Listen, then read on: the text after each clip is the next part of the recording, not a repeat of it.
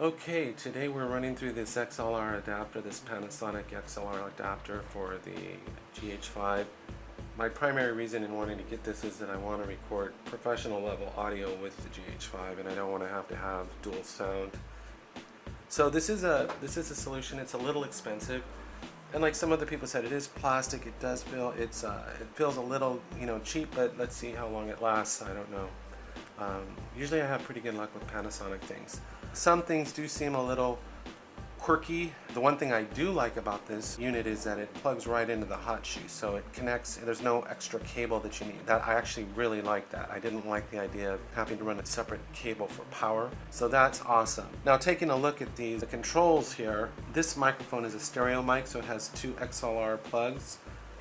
But it's just one microphone. It's this Sony microphone that I was using on my FS7. I actually want to start calling the GH5 the poor man's FS7 because it seems to have a lot of the capability of an FS7, except maybe on the dynamic range. But you have problems with that shooting with S-Log3 with the FS7. This microphone requires phantom power, so for the input 1 and input 2 you would do that.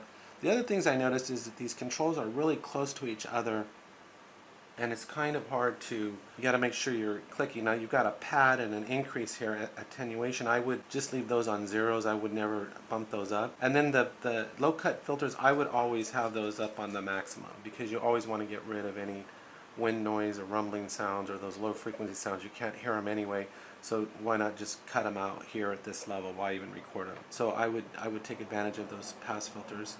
So then you just set your phantom power, and then of course your input 1, this is input 1 into input 1 and input 2 into input 2. I would turn off this automatic gain control. Now this is just a basic principle of a lot of audio equipment, but they usually have what's called a unity setting, which is really like the sweet spot. So everything has that kind of setting, is like a unity setting. And for this camera, I'm assuming that's in the straight up position. I'm going to consider that to be the unity setting because that's the biggest hash mark on there. So you can increase the gain on here, but I would recommend against doing that. I would always try to move the microphone closer. The less gain you add, the cleaner signal you're going to have. So this is all pretty straightforward. And then you got this little thing that shuts down and keeps you from accidentally touching things.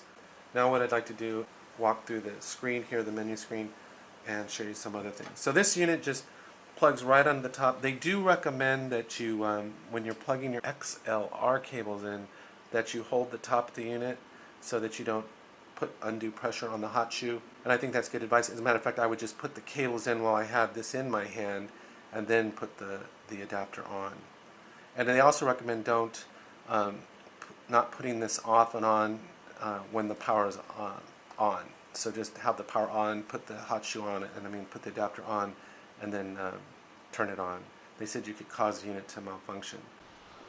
Okay, so we're back now, and I'm just walking through the menu here. Can I go through the menu on this when it's recording? Look, I can't. So, for this I'm going to have to switch audio. So I'm going to turn the audio off on GH5. Okay, so now you're just hearing me on the... So one thing I noticed is that the headphone volume, when I first put this unit on, I couldn't hear anything. I thought it was broken. I was like, oh, don't tell me I got ripped off. I actually needed to bump the headphone volume up to 13 to be able to hear through the microphone. And for some reason, that's on the wrench over here. So it's way over here on the wrench to do the headphone volume. For some reason, it's always tucked away over there, and then the other sound are under the camera. So if we come in here, what's going on here? So then of course you got your mic level display, and that's on. Let's see what else. So I noticed when you have the XLR unit plugged in, these other settings are dimmed out, so which kind of makes sense, I guess. And then if you come down here to the XLR adapter settings, I would recommend putting on the 48 hertz is 48 kilohertz and 24 bit. And that's about as good of audio resolution as you need. That should give you plenty of headroom if you do need to run some noise reduction on your audio. So I consider that to be like a high resolution audio. And if you click on it, you could even go up to 96 kilohertz, which I think that's kind of probably overkill. But I think 48 kilohertz, 24 bit should be good. And then when you turn this off, I noticed you get all these other settings back. I also noticed that I can hear through my headphones all of a sudden too. So a lot clearer. So when I turn this on, I really can't hardly hear it through the headphones anymore. Through the headphones on the GH5. But if I turn this off, then I can hear. I can hear the headphones really great. So that's kind of seems like a weird thing. I don't know why that is. It really dampens the what you can hear through the headphones. Let's see what else we got. I think we can go up here. So these controls are basically disabled other than the mic level display.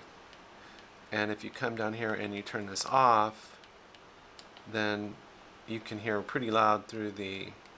Now these levels are also displayed. So here's where your mic level adjustment is, and that's what I would never really mess with this. Like, as a matter of fact, I would recommend probably turning it down if you could. So let's see if we put that at -6. Let's try. Let me try something here. So I'm going to put this at -6 dB because I don't want on there. And then let me go back. And now let me go to turn this on. And we'll put this on 48 kilohertz. Now, as soon as I do that, I can barely, what I hear through my headphones really drop down. So let me go over here and turn my headphones back up because I can't hardly hear anything. It's really weird. Like the sound coming into my headphones is really low. So I've actually got the headphone volume all the way up now. I don't know if that's just the way it is or why it does that. Let me back out of this. Now I notice you've got these meters down here. And generally, where it's peaking right now, you can just barely see the hash marks. There's these little tiny hash marks, and I'm assuming that's probably -12 dB. I'm assuming that's what that is, but there's no number. But I'm assuming that you want to probably be peaking right around that level. So right now, I just moved my mouth really close. So now what I'm going to do is I'm just going to turn on the record on the GH5, and we'll see what kind of... Okay, so what I just did now was I moved close to the microphone on the GH5, and I'm just monitoring the audio level. So I would think that as long as you're peaking just beyond that first hash mark that you can barely see there, you're probably going to be getting a good level, a good recording level, and that you could boost this up in post. And I think I'm getting a pretty good signal. I've actually dropped down -6 dB on the GH5, so most of the audio processing boost is coming from this unit itself. And I have this unit set on Unity, which is the gain straight up and down. So I'm not boosting the gain or lowering the gain on here to get this level of signal that I'm getting right now. So so that's it. I'll have to go. From what I'm hearing through the headphones, it sounds fine. So I don't really know, I guess, until I'll play it back. But I would imagine that even if you did get a little bit of noise with this unit, that you could run it through some noise reduction and end up getting a pretty good level of sound. So anyway, that's it. I can't really say yes or no on this yet. My initial impression is I think it's going to be good. I think it's going to be just fine. But I honestly can't really tell until I get this into the station and run through the footage and everything like that. So, but I have a funny feeling that this is going to make a quality difference in the audio that you're getting through the GH5. Like I said, the only thing I don't really like is that it does cut into your real estate up here on top of the camera, and that's unfortunate, but I really don't know what other option you'd have if you wanted to use the GH5 for audio too. So as far as compact size go, it's very compact. Testing 1 2 3. Okay, so this is just an audio check of the XLR adapter. I thought I had problems downloading some of my files, so I'm redoing the audio. But this is what the audio sounds like, recorded straight from the XLR adapter into the GH5. I'm curious to see what it sounds like. I don't have really anything to say. I'm just rambling for a little bit here. Yeah, I don't know what happened. I went to download the footage onto my computer.